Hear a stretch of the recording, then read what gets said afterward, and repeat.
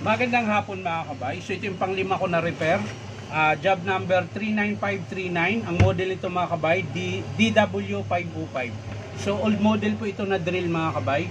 Ito yung 710 watts, 1/2 capacity ng chuck, may hammer, may reverse forward. Ayan. Tapos meron siyang 1-in-2 speed gear. Ayan. Kaya po napakatibay po ito na drill na ito mga kabay nung araw. So kung hula ko nito mga kabay, siguro baka mga nilabas to 90s or 2000. Ayan. Yun yung hula. Kasi matagal na ito nawala. So ngayon, ito dinala ng customer, ayaw daw gumana. So yan, sasaksak natin mga kabay. So yan mga kabay, wala. Ayan. So galaw-galawin natin. Minsan kasi gagana yan eh. So wala. Sa puno. Ayun. Kaya mga kabay, namatay. Pero pag ginalaw ko yung pinakapuno sa plug niya, ayan. Yun ang gumana. Pag itataas ko siya mga kabay, gagana. Yun, wala. Yun. At pag binalik ko, namatay. Pag tinaas ko siya, yun, gagana. Ulitin natin. Yun. Yun. So napakatibay mga kabay. Biruin mo, ilang taon na to, ito lang ang sira. So papalitan natin yan ng plug mga kabay. Hindi ko na bubuksan dahil maganda naman. So papalitan ko lang siya ng plug para maitesting natin na matagal kung okay pa yung hammer tsaka yung drill. So kukunin ko lang mga kabay. So yan mga kabay, ito na po yung plug na ipapalit natin. So puputulin na lang natin dito. So ang pinakasira niya mga kabay dito po sa pinakapuno. Kaya pag inangat ko siya ng ganyan, gumagana. So ngayon,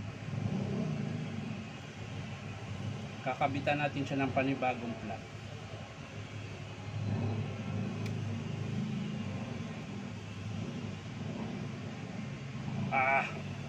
Ang kunat ng ano, ang kunat ng balat ng wire ng sinaunang wire.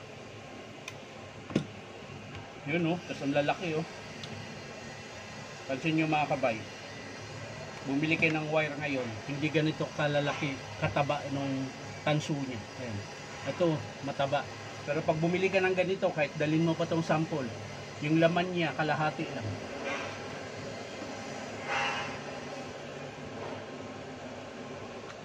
Wala na sa standard. Standard. So yan mga kabay, kakabit natin to. Madali lang naman po ikabit yung plug mga kabay, kahit sino. Alam yan. Ayan, luluwagan mo lang yung screw na dalawa. Ganyan. Tapos talupan nyo po yung wire. Huwag nyo lang isagad. Yung may allowance lang siya mga kabay. Yan. Yan. Tapos ikot mo lang siya dyan mga kabay. Yan, ikot mo lang. Yan, tapos higpitan nyo ulit. At tsaka putulin. Ganon din po sa kabila. I-twist mo lang yung wire nya. Yan, tapos hihigpitan mo. Tapos putulin. Yan, nalaglag na. So yan po mga kabay. Balik lang natin yung takip para hindi delikado.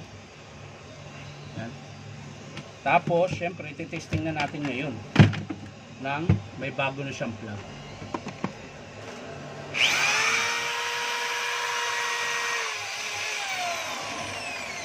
So testing natin yung hammer niya mga kabay. Reverse muna. Yan.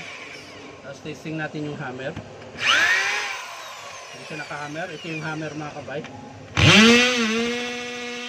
Pansin mo, ang lakas. Naka 1 lang yung speed ng gear. So ilagay natin siya sa 2.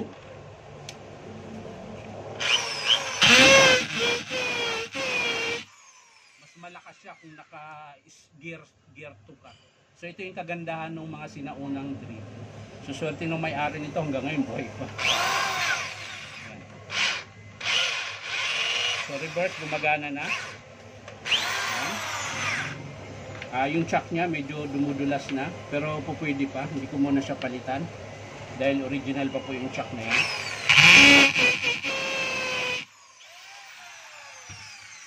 So ang pinakasira lang niya mga kabay, ito lang po yung plug. So ang babayaran lang niya kung magkano yung plug tsaka libor, yun lang po yung babayaran niya dito sa baba. So sa mga gusto magpa-repair mga kabay, punta lang kayo dito sa 530T Alonso sa Tacros, Manila. Hanapin nyo lang po yung Powerman Hardware. So yan lang mga kabay, maraming salamat sa panunood at palike and share na rin po.